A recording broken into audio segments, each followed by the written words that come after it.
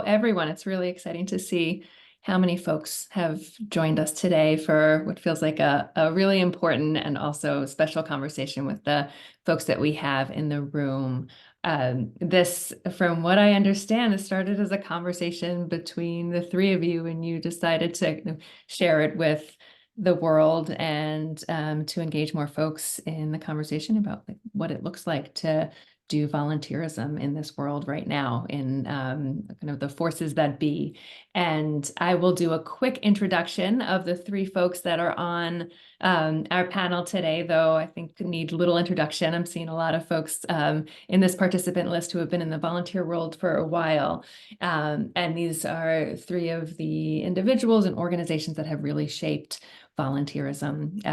Sapreet Saluja, who runs New York Cares, who is one of the largest volunteer management organizations in the States and certainly in New York. Jude O'Reilly, who runs Volunteer Match, which is one of the largest online matchmaking platforms for volunteers, and Ami Dar, who has a long history running Idealist, which has been the biggest nonprofit jobs board, but is so much more than that. And he's going to tell us a little bit more about that as we dig in here.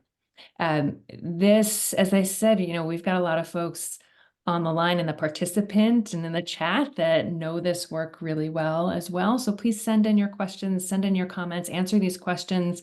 We're all going to learn from each other today, and really eager to have this be an active dialogue and not a call and response type of conversation. Would love to start with, and so much of this is about how people are inspired in this moment to volunteer. Would love to start with your stories of that. Sapreet, maybe we'll start with you. What brings you to this work? What's your calling? Why do you care so much about volunteering and service? Yeah, well, thank you so much for having me, and to everyone else on the panel. It's just such a pleasure to be here with all of you today. Happy Leap Day, a sort of fun day every 4 years.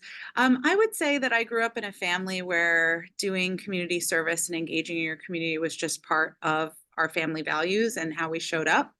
And really, I think grounded in the Sikh tradition, the faith tradition that I belong to. And so it was just part of growing up. And I think that then through school groups, through civic groups like the Girl Scouts, and being in the Girl Scouts as a young person, I had more and more exposure to what it meant to be a member of a larger community and to give inputs into that. And I think that thinking followed me along for years, whether I was volunteering, in high school and college, when I did the Peace Corps after college, when I came back and was in the corporate fold, but still finding ways to volunteer. What I didn't realize at that time was that I could have a great career in the nonprofit sector. I thought it was something you do on the side or something you do much later in your career as your last turn before retirement. I didn't understand that I could find purpose and meaning and apply my skills in a way that I thought could shape the world I wanted to live in a different way, and like pay the bills at the same time. And so for me, I think it's an incredible privilege to be able to do this work. And it's a lot of responsibility, I feel too, but it's joy. It's amazing that I get to spend my days on things that I think actually matter. It's a real privilege. Thank you, Sapreet. And you can tell by your shirt, right? Like you just came from the job. Yes. Jude, how about you? My answer is very similar to Sapreet's. First of all, thanks so much to all of our participants, not just from all over the country, but all over the world. It's extraordinary to be in community with you today and to spend your extra day of February with us. Similarly, I grew up in a family, particularly my mother. That was her way of giving us an education that we couldn't get in school. A sense of our community beyond the kind of the walls of the neighborhood that I was allowed to walk around in, a way to learn new skills and to connect and see the world through a bigger lens. And that became a habit for me. Actually, it wasn't really a habit that I really was even conscious. Every community I've moved to. When I lived in New York City, I was a volunteer at the Friends Shelter down on 15th. I loved that because I could do it after work. It was something because I was a attendant who would be there during the evening, and I would flick on the lights and make the coffee in the morning. When I moved to Seattle, I worked at St. Martin de Porres, which was a shelter with a very similar mission for similar reasons, and it gave me a sense of comfort and familiarity just walking around my community, which has become one of the most important reasons that I volunteer today. And then as I had just the extraordinary privilege to take on the role as CEO at Volunteer Match, I realized, like Sapreet, that actually there's a world of nonprofit organizations and causes that rely on volunteers. And this is simply just the job I was born to do. Wonderful. Thank you, Jude. And Ami. Yeah, I think it's gonna be sort of boring. I think we're telling sort of similar stories. A few years ago on a Facebook group that we ran, a big Facebook group, we asked people around the world if they remembered how old were they the first time they saw something that felt like an injustice to them, the first time they felt, oh, this is wrong. And it was really interesting that the consensus sort of was around 6 or 7 years old, is when people remembered seeing something that felt wrong for them. And to me, that really was familiar when I was, I think, 7 or 8. I was growing up at the time in Mexico City, and I started seeing kids in the street who were my age, 7, 8, 6, 9 years old. And I didn't understand why they were begging out in the street when we had food at home. And I started pestering my parents, why is it that we have food and they don't? This feels wrong. I'm sure it was probably cute the first 3 times I asked. And then, what do you tell a kid about why this is? And I think when I was 10 or 11, I thought I would just start a revolution. I would go to the mountains and set up a guerrilla movement. No one took me seriously because I was 10. But that feeling of wanting to do something, that feeling that things were not right, and that there's like this big gap between all of the good intentions that all of us have, that I felt when I was like 8, I wanted to do something, I didn't know how. That stayed with me forever, and that becomes like a lifelong obsession. And so in 93, 94, I saw the web for the first time. It was just invented. And I thought, with this thing, maybe you can actually help all of us find ways to connect with ways of doing good. So that's when Idealist was launched in 95, 96, as a way of connecting, again, trying to solve that original problem of how do you help people see something that they think is wrong and then do something about it. So again, it started very early. It's been sort of my whole life. Now I'm no longer 8 years old, but it's still very much there. Thank you, Holly. And by the way, I think you guys can't see this, but right now there's 700 of you on the call. I think we get to see that little number at the bottom, and the all of you don't. But just we just hit exactly 700. Whoever that was, you were number 700. You know that. So 700 people on the call right now. So thank you so much for being there.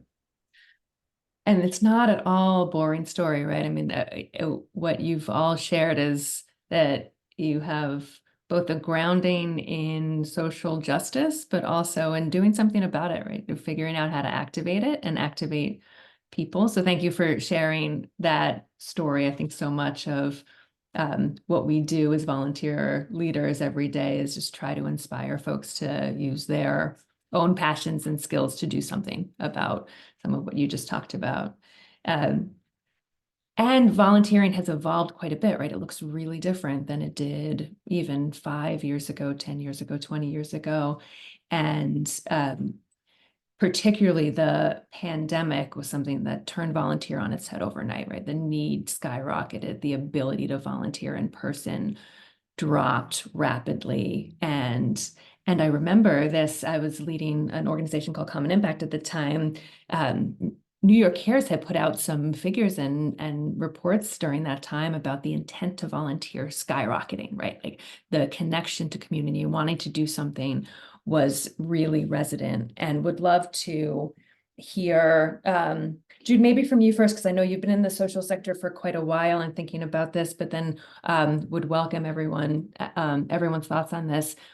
What does volunteering look like now? How did the pandemic change volunteering now that we're not, you can't really say we're completely post-pandemic, but we're back to a more typical ability to engage. What has endured? Well, so I first, just in terms of setting the scene, I think we all, many of us anyway, might have experienced the increased sense of purpose and intention and possibility and necessity of working in community during COVID. I was very few people I spoke with who didn't desire something like that during that time, and we all had different ways of expressing it, from delivering a lasagna to a neighbor who you knew needed food and didn't feel safe shopping for groceries, to working in a local food shelter or nonprofit. The national numbers from AmeriCorps unfortunately tell us that while many of us had the intention, many of us didn't have the ability, for reasons that are utterly understandable. That for the first time since the United States has been recording volunteer data, the national numbers dropped. Overall engagement dropped from about 30% to about 23% from 2019 to 2021. Unfortunately, exactly at the moment when our nonprofit partners in communities around the country and around the world needed us most. So that's the reality, at least as far as the national data that the federal government gives us. I think that I won't call it a happy ending yet, but I will tell you we've seen significant signs of progress in a couple of very material ways since then, just with our own data at Volunteer Match, which is a little ahead of the national numbers. We're now on 2 years of straight growth in not just volunteer interest as measured by visitors, but volunteer connections as measured by people actually saying, I want to help, and being connected with their nonprofit partners. In fact, our growth last year was as much as 17%, which is pretty extraordinary. We're talking about millions of people in the United States or in North America. So we're beginning. I think it's too early to say we've turned a corner. We haven't recovered the numbers that we were at in 2019, but we are materially improving from the darkest days of the early pandemic. So that's one important piece of news. The other is, I think we're seeing a level of corporate engagement, a level of engagement from CSR professionals, corporate social responsibility professionals, human resources professionals, and of course, employees themselves around service. I think, I don't know this, but I am intuiting from my conversations with corporate social responsibility leaders that a significant part of that growth is coming from corporate volunteers. And that's not simply for reasons of benevolence and altruism. I think it's very much about us. It's about our desire. Many of us are working around the world in our home offices. I'm in my bedroom. Many of us don't have necessarily the same physical proximity to our teams that we did years ago. And of course, human resources professionals realize that. As one CSR professional put it to me, we tried free massages, we tried free lunch, and only volunteering brought people back to the office. So that's there's clearly a need from the corporate world that seems to be sustained to think about volunteering as a way to create culture. And we can create culture in the corporate sense at the same time as we are, doing demonstrable good on behalf of nonprofits in our community. And the third kind of major change that I think we're seeing here is a shift to a different kind of volunteering. It's innovation from nonprofits. Pre-pandemic, we were about 10% virtual volunteering opportunities. Most volunteering, I think most people, when people think of volunteering, they think of being in physical proximity. Those numbers are now nearly 30% of our volunteer opportunities are virtual, which is to say there's volunteering largely done over the internet. And it's not simply programs that you could imagine could wholly transition. Many of these programs require proximity in the majority of their work. Like they may work in food insecurity, which requires delivery of food by volunteers to people in community. But those same nonprofit organizations are relying on bookkeepers, social media specialists, and other volunteers to support them all around the world in support of their work. So I think we're seeing a bit, it's too early to call it a comeback, but a return, to some of our earlier numbers and some of our earlier growth, new and inspired corporate interest, and real innovation from the nonprofit community.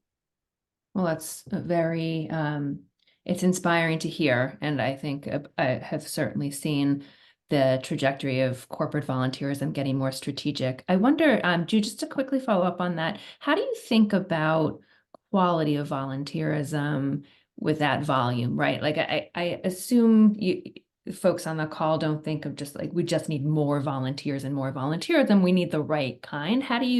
What have you seen there? Like, what could you point us to? Yeah, our mission organizationally and my mission professionally is not just more volunteers. It's that each of us is working at our highest and best purpose. Yeah. Regardless of what the numbers tell us, it's not going to be useful if we're all repainting the same wall that was painted last week by a different team. right? There needs to be a different kind of engagement. That's the classic example, right? And I've painted that wall. Mine was in Jamaica. Like that's an old story around volunteering. So the opportunity for nonprofits and for other stakeholders, corporations are one of them. I think all of us on this call are kind of stakeholders in that, and helping to engage volunteers at a much higher and more strategic level. I think that requires an examination of why we volunteer in the first place. I think the old model was there's something broken over there. I need to take my wits and wisdom and go fix it for them. It was for lack of a better word, is a patriarchal kind of old-fashioned notion that assumed that something was broken, and that my mission was about somebody else. And actually, I think the data tells us, and certainly my own experience tells us that what was broken for me was actually something in here, and what I had to learn was something up here. That I had something to gain by being a volunteer. It wasn't about fixing somebody else's broken something. It was about being in connection, being in community, having that sense of purpose, working in a way that I don't work in my normal, kind of 8 to 6 kind of day. But those were things that were about me, and they could merge with the needs of a community in a way that was constructive and productive. That set us up for a conversation around a deeper type of service than I think the old-fashioned model necessarily required.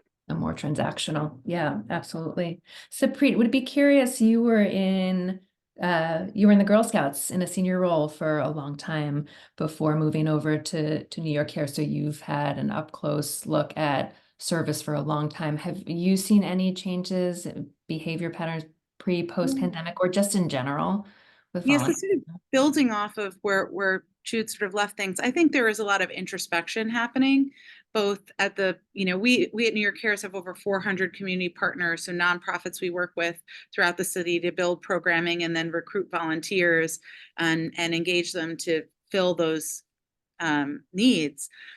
I think from the partner all the way through the volunteer, people are thinking about what does it mean to contribute, right? Jude spoke, I thought, really well about that sort of isolationist feeling people are having, languishing. Well, I'm looking at these big, audacious problems. What could I possibly do to make a difference, and how will that actually have impact? And so I think everyone is being even more thoughtful about what that looks like, but it's daunting a little bit when you think like that. So what we're noticing too is people want to do something, they don't know where to go, and then they kind of get frozen.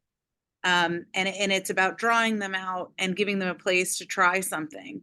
And when we talk with volunteers, even in the recruitment process, we hear that people are, whether or not they're conscious of it, they're looking to get more out of that experience than the simple act of fixing something that's broken or helping someone else. There are other needs that they're looking to fulfill, their own need for community. There's something about doing it together that has a different feeling and has a different impact.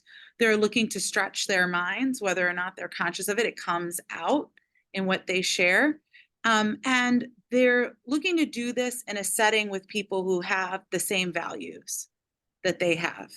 And that sense of community, I think, really, really matters. And we're seeing this in so many different ways. So, for example, a big push for us now is intergenerational volunteering. What does it mean for families to volunteer together? I always joke that today's grandma is not yesteryear's grandma, my mom included with her grandkids, my dad included. And so what does it mean to come together? And there is doing together that's living values and learning. And what does that look like? So people are looking to check more than one box. And it isn't just the volunteers, it's the donors as well. People want to be part of something that isn't just about that time they spend, though that's valuable, and the money that they may support with. It's about their whole self. And I think that makes us step back and look at what a total engagement feels like for everyone involved. How does it move the needle and have impact in a community based on the community's needs? And as Jude said, if you're also in this self-reflection mode, what does that look like? And who are you doing that with? How do you think about the balancing of volunteer benefits and experience with the nonprofit need that you're looking to address, or the community need Yeah. that you're looking to address, because they're not always, they're often not in tension, but sometimes they are. And we've got to tend to both in the volunteer space. Curious how you think about that. Yeah, we start with the community partner. What are their needs, and what could everyday New Yorkers fill in those needs? And we sort of co-design, what does that programming look like? And then a major role that we play is in the development of that program, and then in the development of the volunteer, so that when they are choosing to do that activation, they're prepared to contribute and also get something out of it. And so I think some of this is expectation setting and planning all around, as opposed to just putting people together and hoping for the best, right? So I think it's a very thoughtful process. For better or for worse, all of our community partners have so many needs. We are not actually running into a hurdle of, well, people need things and no one wants to do that, or people want to do this and it's not a need of anybody. We haven't really run into that. It's how do you thoughtfully bring them together, but grounded in what the communities themselves have identified as their greatest needs and how they want to interface. Because there just has to be humanity and dignity and respect in the whole process, as opposed to sort of hoisting something on a group that is meaningless to them or feels disrespectful. So Right. that's where we start. But absolutely, you can hit all the notes. The tension isn't as much as you think it would be.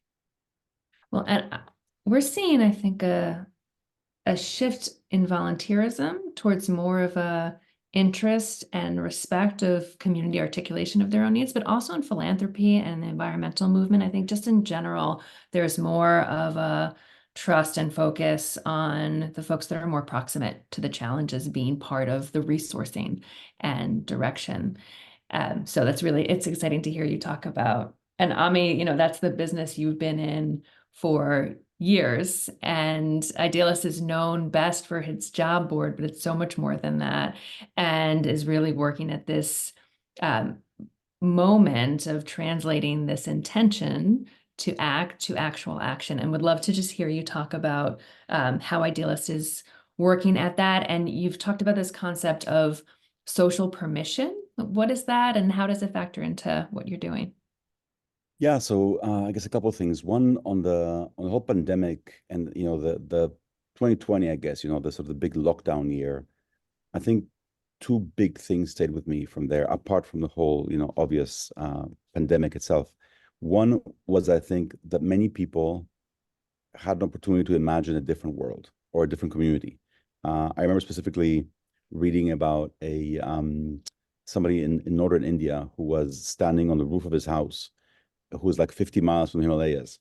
And he said, there's been no driving for a month or two, so there's no smog. So for the first time in my life, I can see the mountains.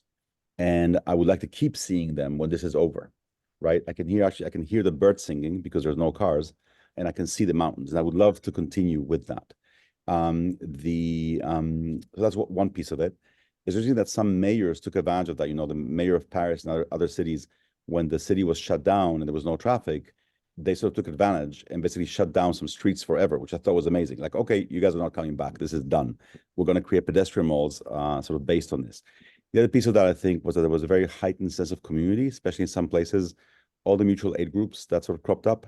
And they weren't necessarily using the word volunteer. People were helping out their neighbors, which I think is really important, because sometimes in the sector, we use words that very often people don't use. So you ask someone, do you volunteer? And someone would say, I don't volunteer, but I teach Sunday school and I coach the league, but I don't volunteer. They don't apply that word to themselves, even though they do it all the time. And I help my neighbors and I help my kids. So that helping out piece is there.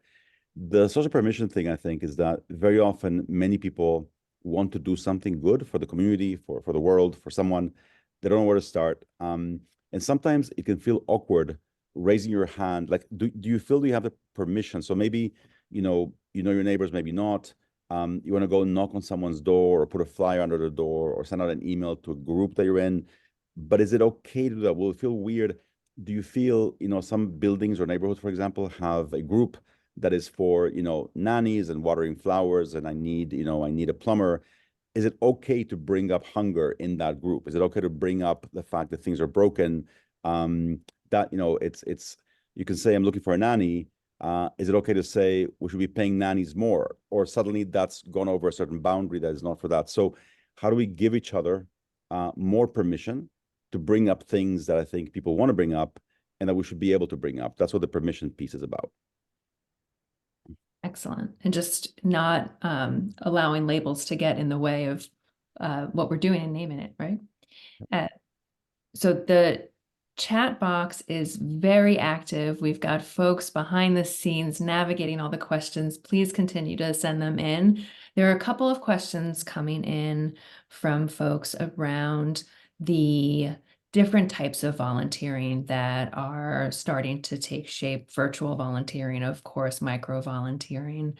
And there's some questions around the level of engagement that we get from these more virtual models, and whether it's less or more, or how to sustain some of the community building and the relationships that so naturally develop when they're in person. And would just be curious from anyone or all of you, what you've seen there from virtual models and the translation to like a really enduring impact on volunteers and organizations. I think I can jump in there quickly. I think there's definitely critique out there around virtual volunteering, and I understand, I've experienced some of that potential for critique. Some of it falls along the lines of what we learned about education during COVID, which is to say that virtual education is super hard. And we lose something by not being in proximity with young people. And so some of the things that we've learned in other forums, I think, are just as applicable in volunteering. At the same time, for other types of support, other types of work, we can be very purposeful and focused and super efficient in ways that are useful for nonprofits. One organization I know of is Braven. Braven was a wholly on-site. It was based in universities. It was focused on helping underrepresented people in their last year of college or their first year post-graduation get the best possible first job. It's a key lever economically, right? And that began on university campuses, and it began with a class, and it was very traditional in terms of its approach. During COVID, they moved to a model that was predominantly virtual, and I believe now they've headed into a place that's kind of hybrid. So, they'll use virtual where it's efficient to do so, to bring in a broader group of, these are mentors for early career professionals. Dynamics are a little different than they might be if we were working with like K-8 kids. And that's a very successful way to scale their program. I think from a parenting perspective, and many of us are parents, one of the opportunities of volunteering is that our kids are putting their devices down. And so the idea that what I love about volunteering with my kids is that we're off in the world somewhere experiencing something together that doesn't have technology mediating. And so that's another great reason to volunteer in person. I think my takeaway, both when it comes to micro volunteering and virtual volunteering and in-person volunteering, is that actually more is definitely better. Like, we need these options. We are wired differently. We're not a monolith. We've got different days, different levels of availability. I used to love to volunteer overnight because I worked during the day. So it was just an easy way I was going to sleep anyway, so I might as well be sleeping at a shelter, or I could do something useful, and I don't mind getting up at 5:30. So many other people would be like, crazy, there's no way I'm doing that. But the fact that nonprofits are innovating, they are providing more options. I think those more options are more invitations for people to be a part of the work. And we'll study over time which have been most effective for us in the nonprofit community, and what the after effects of and the long-term impact of that volunteering really is. If I could build on that a little bit, I think it comes down so much to what is the specific need that you're trying to fulfill. And virtual, as you pointed out, is not always the perfect translation, but there are other things that actually are better virtually. So I'll give an example of a program that New York Cares launched during the pandemic, and then we took a step back to reevaluate it, and we've since relaunched it. It's called Mission Vet Check. And we actually partner with veteran organizations, but we partner with the Department of Veteran Services here in New York City. And we have volunteers who are trained, and we have a system, an online system that protects identities and is safe and the rest. And we have volunteers who call thousands of veterans in New York City to check on them and chat with them. And through that process, in fact, remind them of the services that are available to them. And what we learned from the city was this was the highest ROI way for them to connect with all the veterans in New York City and connect them to services. And they saw an incredible uptick in the number of veterans in New York who actually then engaged with those services. We weren't necessarily going to meet them in all of these places. How were we going to find them? We were able to partner with the city, and we have volunteers who, during certain windows, they make their phone calls. They're trained. We have special crisis managers on hand if the conversation is one that needs a professional to intercede and provide additional support. But it's incredible. There's something around combating that feeling isolated, but then being the bridge to a whole suite of resources that we want our veterans taking advantage of, and they don't know.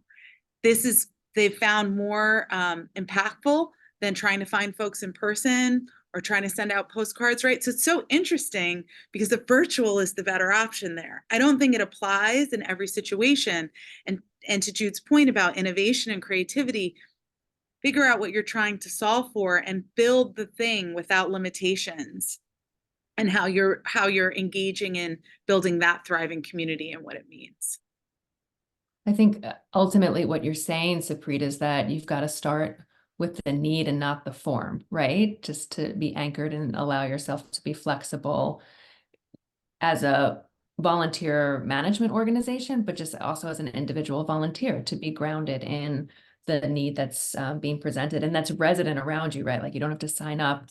Jude will probably yell at me for saying this, but you don't have to go to a volunteer site to find a volunteer opportunity. They are resident all around you. I'm curious for your perspective on this, given Idealist business model.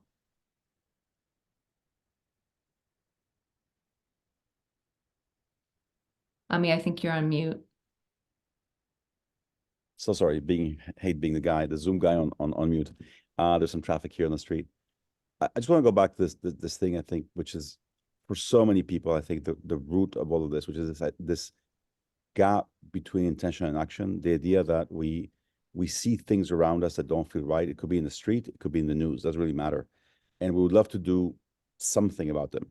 And it could be small, it could be big, it could be full-time, it could be 10 seconds, it could be hugging someone, it could be all the way to volunteering for 3 years in Kenya and Uganda, as I learned that Sapreet did when she was younger today. So people want to do, and they don't know where to start. I think this is the almost like the reason why our 3 organizations were created, is to satisfy this need of knowing where to start. And I think it's still a huge challenge. I think many of us either don't know where to start or feel that it won't make a difference anyway, or what is the point? Or I would add my drop to the bucket if I could see the bucket filling, then it would make a sense, but just so it doesn't really make sense. So that to me is the root cause. And that's why in Idealist, on the one hand, yes, you can connect with jobs, all over the world and opportunities, internships, but we're also constantly looking for ways to do more. And so, for example, one thing we'd like to start soon is a concept that we're calling Idealist Days. It can be called, anything really that people want to call it. This idea of once a month, we're going to focus on these dates. I see that people here from all over the world, and you know how 3/7 is March 7th in the US, but it's July 3rd in other countries. And so we're going to say that on 3, 3, 4, 4, 5, 5, 6, 6, those dates that work everywhere, just declare basically arbitrarily that those days are dates once a month in which we spark and celebrate action and give each other permission to suggest something at work, to knock on a neighbor's door, to say, why don't we? And that if enough people are doing it, then more people will do it, right? So you remember, take your daughter or take your child to work day, arbitrarily a date in which it's okay to bring your daughter to work. So what if once a month, again, 7/7, 8/8, etc., we said on this day, please knock on your neighbor's door and say, hey, welcome, here are some cookies, or suggest something at work, or suggest something at school, or, if you're a mayor, shut the streets down to cars and have people play outside, whatever. But essentially, okay, so more social permission and more helping people take that first step from intention to action. That to me is the root of all this. That's why all of us exist. Otherwise, yeah, we wouldn't really be here unless that problem existed. And I'm seeing on the chat that many people are still bringing it up. I want to get involved. I don't know where to start or where to go. And I think hopefully between the 3 of us and more organizations like ours, we can start solving that problem. I mean, picking up on one of the things you said early on, in that this idea of not seeing your role or your impact, I think in particular, our world's challenges feel so big right now, and we feel so polarized. And um, my kind of day-to-day world right now is in climate and an environment, and it feels so catastrophic, and it's hard to understand what one individual can do. And so I'd be curious, it sounds like these idealist days are going to be one rallying cry to address that. Would be curious if you've seen other models, and Jude, Sapreet, would welcome your thoughts on this as well. Other models or other bright spots there where you've seen that translation of that individual action to big change. Well, it's funny. I mean, that I'm in New York, and maybe this is true in other cities too. That my favorite sort of visual example of that is that in New York City, I'm sure some of you know this, when it snows, the city cleans the streets, but everyone's supposed to clean their sidewalk. So the homeowners or home renters clean the sidewalk, and the city cleans the street. So when it snows, you see people going out with a shovel and cleaning their 10 feet, right? Now, their 10 feet of sidewalk. Now, that makes sense because all around you, and so you clean your 10 feet, and if everyone is doing their job, which not everyone does, you clean your 10 feet, and suddenly the whole city is clean. And that's such a wonderful example of that. And it's very, very visual, right? So there's something about the whole idea of we all want kids to have a better education. I'd mentor one kid. Somehow there's something human in the fact that it would help me to know that every other kid is being mentored by someone. And so by me mentoring this kid, I am, in a sense, solving this problem in my part, right? So I think more nonprofits, more organizations, more government giving us visual cues that are a drop, in fact, is filling the bucket, I think would be really, really helpful. Otherwise, it's hard. Yes, you did this, but there's also a sense of satisfaction and futility at the same time. Yes, one human life is worth the world, and at the same time, it'd be lovely to know that by teaching one kid to read, I've solved literacy because other million people are teaching other million kids, right? So there's something there that I think it would be fantastic if we could have more data visualized that way, like snow on a snowy day being cleared. I mean, it's interesting too, because once you're part of that experience and you see that visualization, you're more inclined to think about what else you could do. Of course, I think about New York Care's iconic coat drive in New York City, which is in its 35th year. And this year, I'm very pleased to say our collection has exceeded 70,000 coats. And what we really ask New Yorkers to do is we say there are so many problems facing New York City. Keeping our neighbors warm is one that we can actually do. Like, go into your closet, you probably have a coat. We have public collection drop-offs all over the city. Literally over 70,000 coats came in, were sorted, and went back out. And you wonder, like, my coat, like, how could my coat make a difference? How could we actually solve this problem for the city? And that's how you do it, right? And then you are actually thinking that wasn't so hard. What else could I do? If someone needs a coat, what other challenges are they facing that maybe I could help solve? What is the cumulative impact of doing something great like that? And then everyone else sort of gets involved and lends support. And what we've found is that's sort of a gateway to a greater understanding and a greater engagement of what that collective, as you're saying, like doing together, what kind of collective impact that has.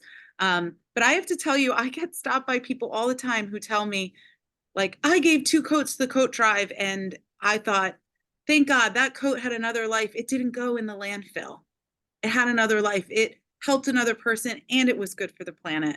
And then it starts to come together and everything doesn't feel as daunting. And then you have a place to build. I think, first of all, it's such an incredible question, and I imagine we're getting some great answers right in the chat. I mean, that idea of like, how do our individual actions bubble up to something that's worthy of these incredible challenges that we read about in the newspaper every day? I think my answer to that is we're all going to be different. We're all going to have a different process of identifying where we're going to do the most good. I learned from an organization in our network of more than 140,000 nonprofits that only a little bit more than 5% of U.S. mental health professionals are confident enough in their ability to speak Spanish that they can do their work in Spanish. And yet native Spanish speakers are more than 12% of our population. So if you are a native Spanish speaker, you have an opportunity. That opportunity is through an organization called Crisis Text Line, where a person who's having a mental health crisis can text that number. You can have a dialogue with them. You can use your skills. Unfortunately, I don't have those skills, but you might out there, volunteer. Where you can uniquely use something that you have, something you've developed, maybe something you came with, more or less from the womb. But you can give it in a way that's going to address one of the most substantive and seemingly insolvable problems or intractable problems of our time. And so I think that's about a question that volunteers could first ask themselves. Where am I going to do the most good?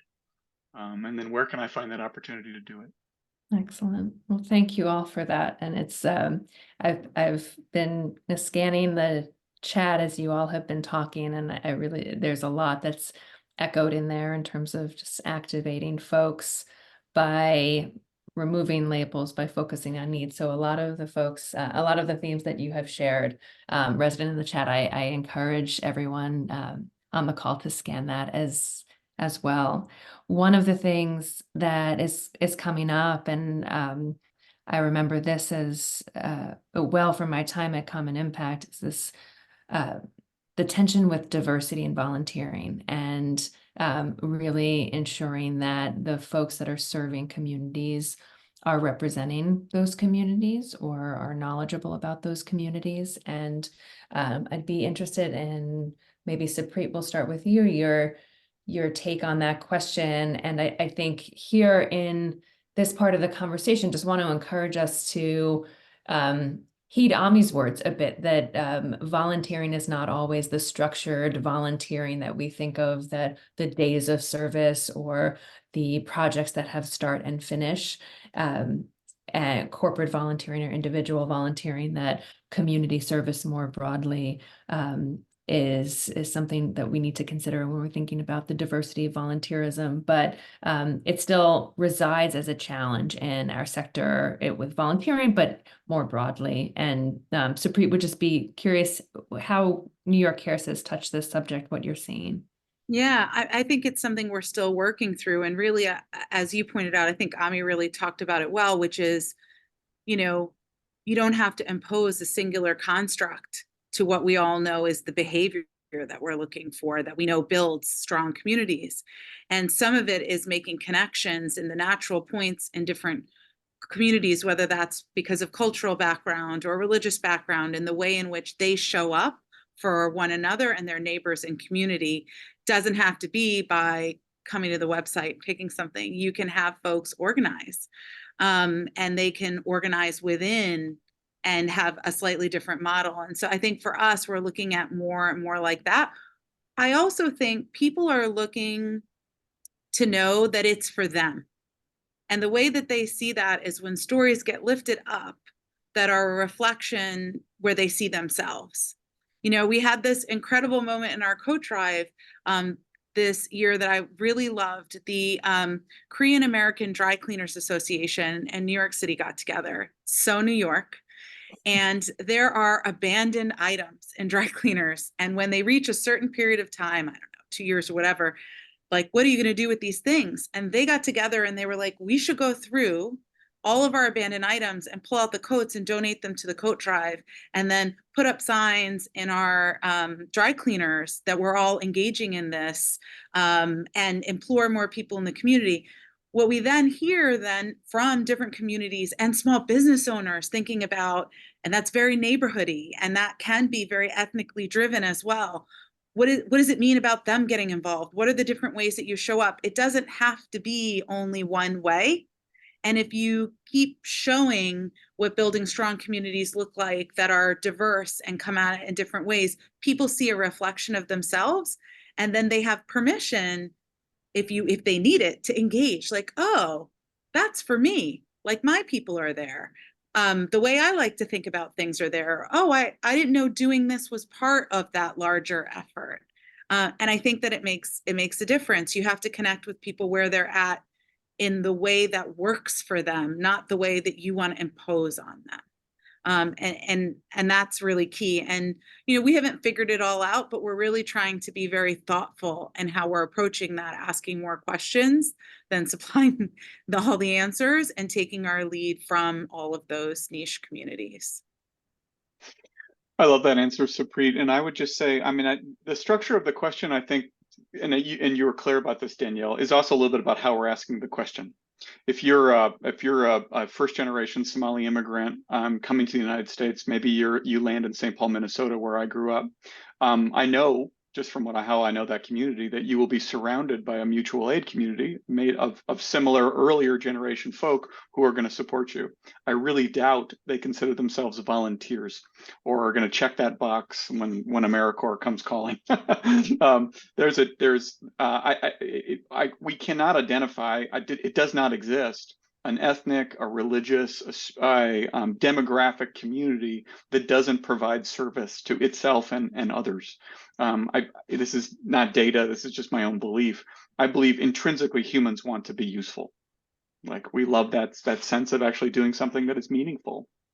Now questions about privilege, and there are questions about education and opportunity that make it easier for some types of volunteering, no doubt. And therein lies the responsibility for nonprofits, for corporate partners, for volunteers themselves to think about, what am I doing to create opportunities for inclusion and connection?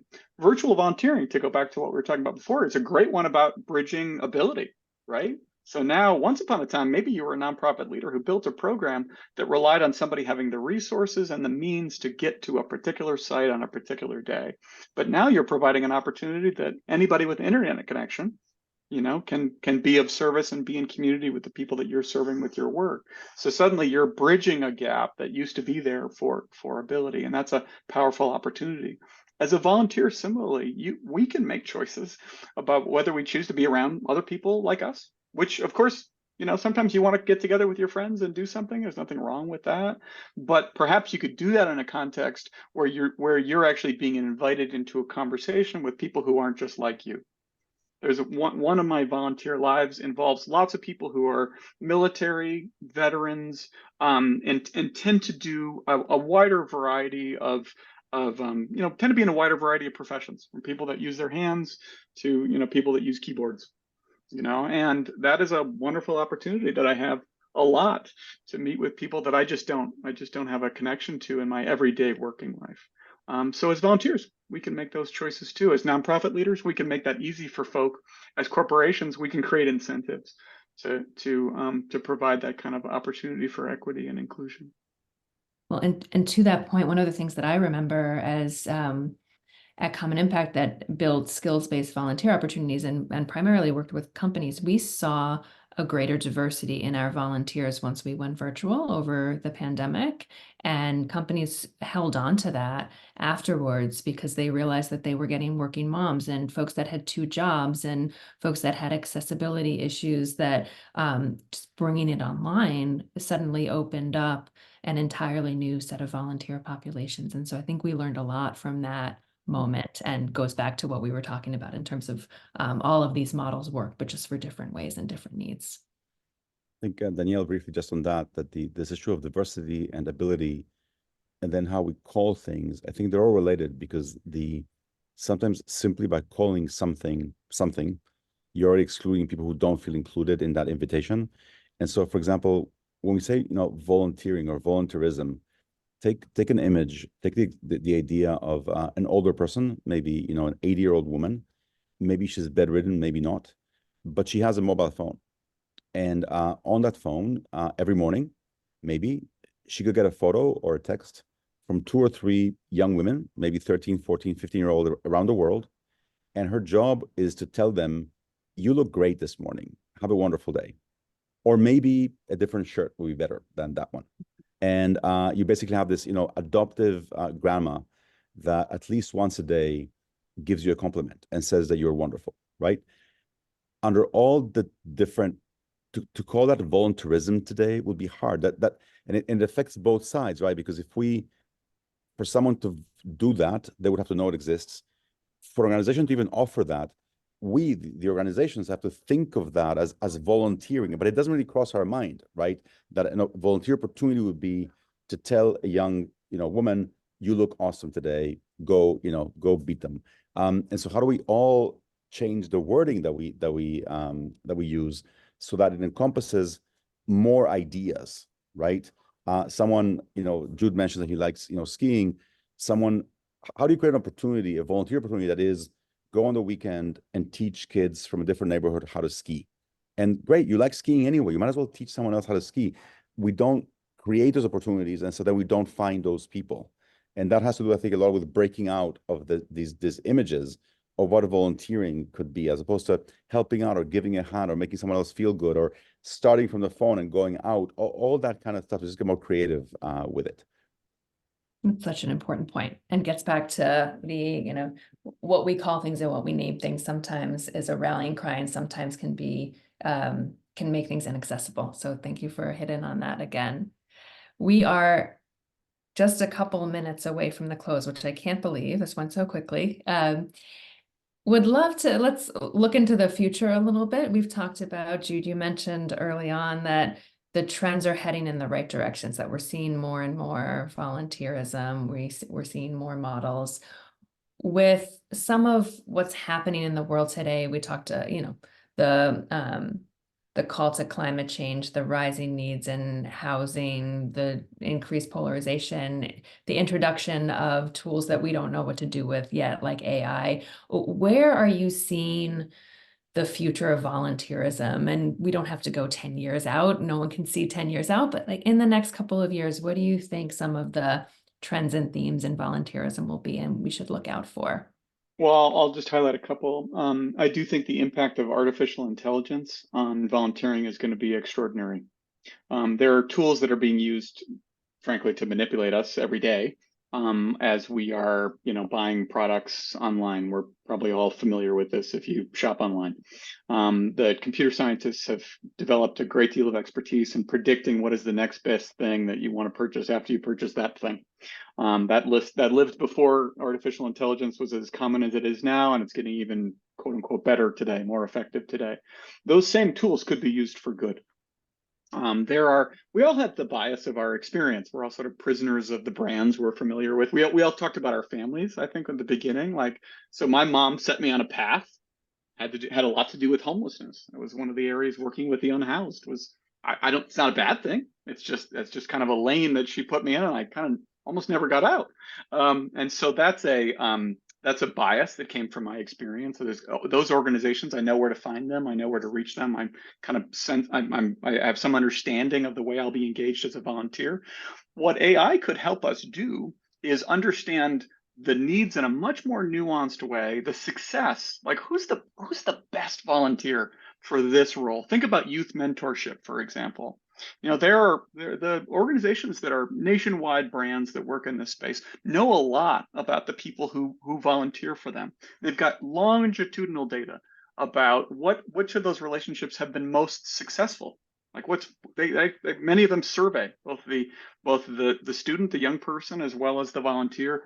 They know the tenure of that relationship. It's very hard for them to draw out why was that person the perfect fit for that young person? Why did that work so well? That's a perfect AI opportunity. That's something that big amorphous blobs of data, AI would be really good. This is predictive AI at understanding who's exactly the right person.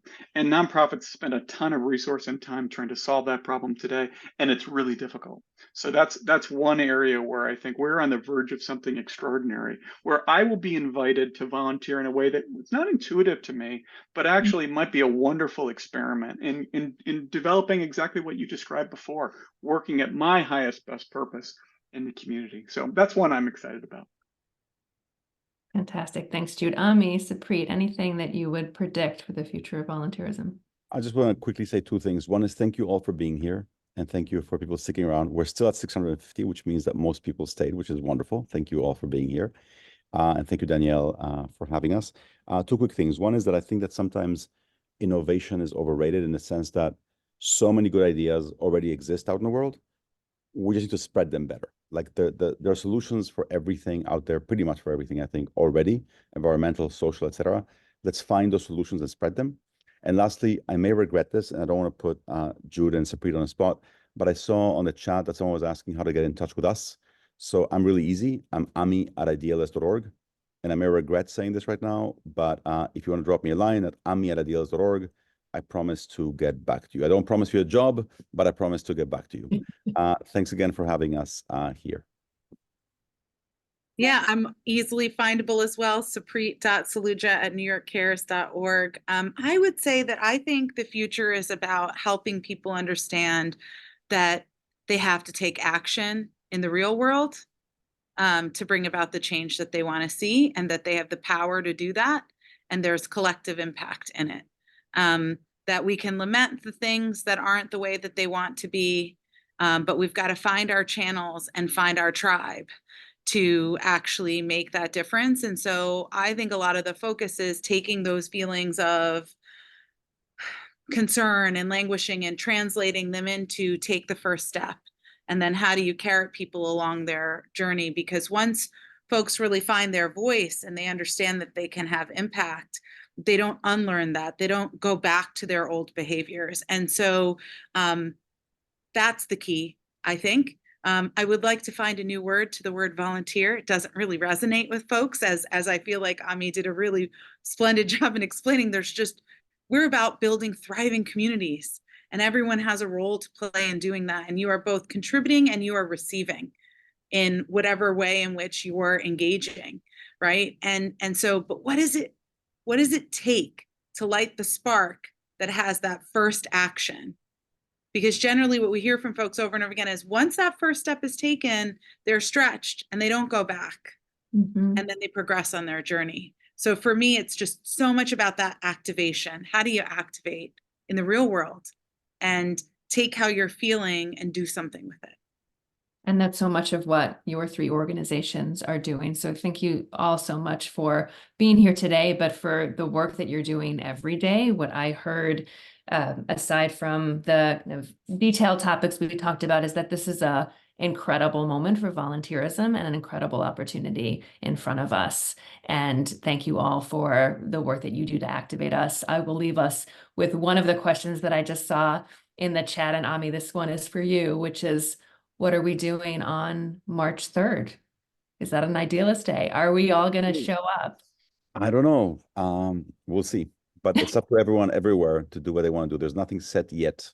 We haven't formally started, but please join us. And yes, we'll do something for someone. That's the main thing. It's a Thursday, and I'm going to go volunteer. It's a Sunday. It's this Sunday. Actually, it's Leap Day, and New York Cares is sponsoring an extra day of care all around New York City, but it doesn't have to be limited. Take the extra day you have this year, whether it's today or any other time, and do something. It's a Sunday, and I'm still going to volunteer.